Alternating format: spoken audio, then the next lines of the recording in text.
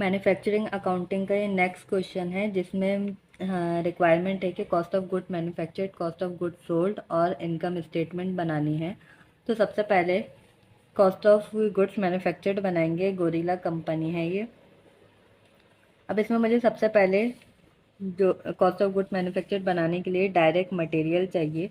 यहाँ पे मटेरियल दिया हुआ है 5200 का, और इन्होंने ये कहा है कि 5200 का जो 10% होगा वो इनडायरेक्ट मटेरियल होगा।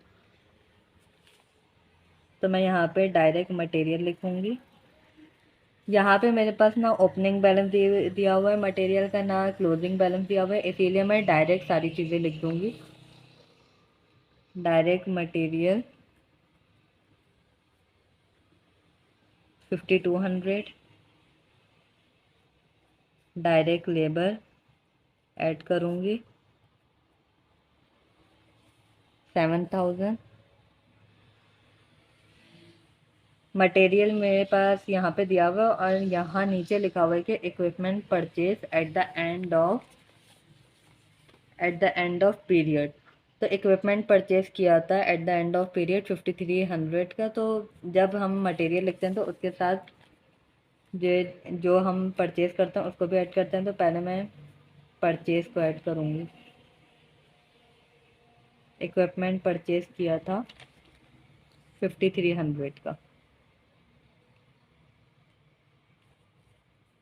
तो मैं इन दोनों को प्लस करूँगी तो मेरे पास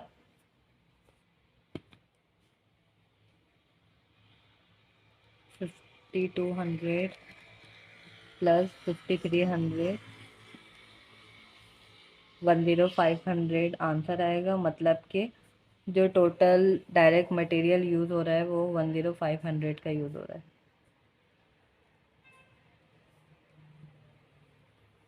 फिर उसके बाद डायरेक्ट लेबर आएगा। डायरेक्ट लेबर की कॉस्ट है 7000। तो 7000 मैं यहाँ पे ऐड कर दूँगी। 10500 में 7000 प्लस करूँगी तो मेरे पास 17500 आएगा। मतलब डायरेक्ट मटेरियल को जब डायरेक्ट लेबर से प्लस करते हैं तो प्राइम कॉस्ट कहलाती है वो। अब मैं इसमें FOH means factory overhead plus कर दूँगी। अब यहाँ पे लिखा हुआ है कि 25000 फैक्ट्री ओवरहेड है, जिसमें इनडायरेक्ट मटेरियल और इनडायरेक्ट लेबर दोनों इंक्लूड है। तो 25000 यहाँ पे मैं ऐड कर दूँगी।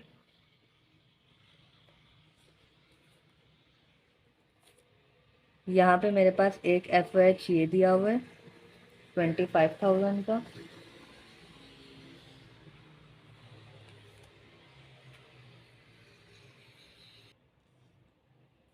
25000 यहाँ पे FOH है, और यहाँ पे इन्होंने दिया हुआ है कि 5200 का 10% इनडायरेक्ट मटेरियल लेना है, और लेबर के लिए 7000 का 12% लेना है। तो पहले मैं अगर मैं यहाँ रफ में निकालूँ तो इनडायरेक्ट मटेरियल का के लिए 10%,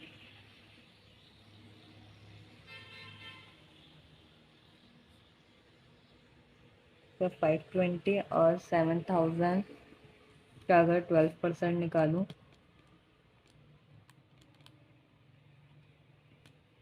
8400। तो यहाँ पे मैं ये 25000 को प्लस कर लूँगी। 25000 प्लस 520 प्लस 8400, अगर इन तीनों को प्लस करूँ 25000 प्लस 520 8400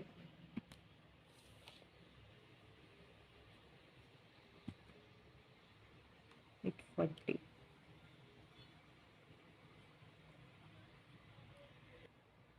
तो मेरे पास टोटल आएगा 26360। तो ये मेरे अब मैं इसको इससे प्लस करती हूँ, प्लस 17500 43860।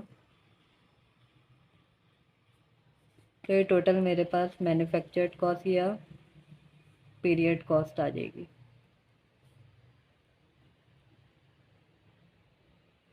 प्रोडक्ट कॉस्ट आ जाएगी या product cost.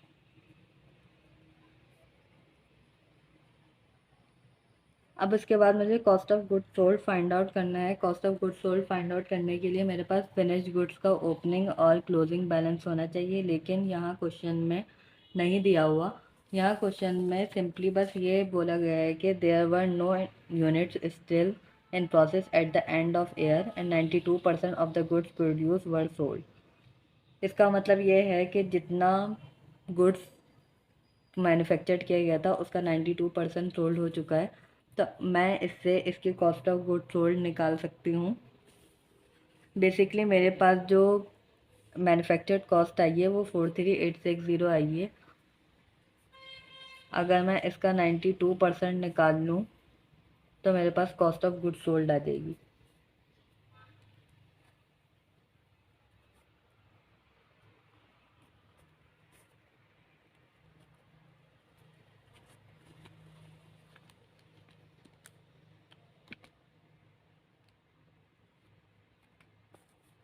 Four zero three 51.2 है, तो मैं इसको 51 ही लिखती हूँ, राउंड ऑफ भी नहीं हो सकता ये।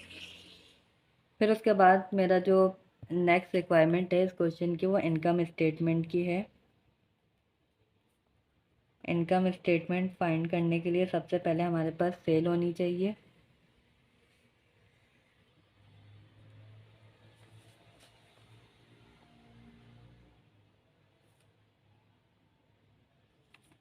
जो हमारे पास सेल है वो टोटल रेवेन्यू 59,000 है।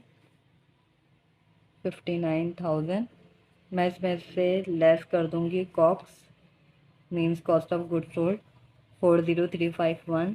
40351 तो मेरे पास ग्रॉस प्रॉफिट आ जाएगा।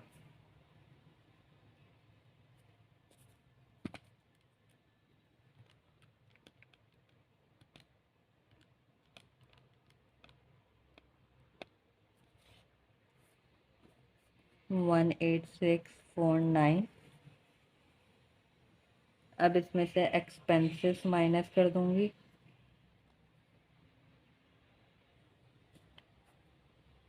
यहाँ पे बेसिकली क्वेश्चन में सिर्फ दो एक्सपेंसेस दिए हुए हैं, general and administrative expense. General and administrative 14,700। Office salaries दी हुई हैं 4,800। इन दोनों को प्लस करके फिर ग्रॉस प्रॉफिट से माइनस कर देंगे। 14,700 प्लस 4,800 19,500 18649 माइनस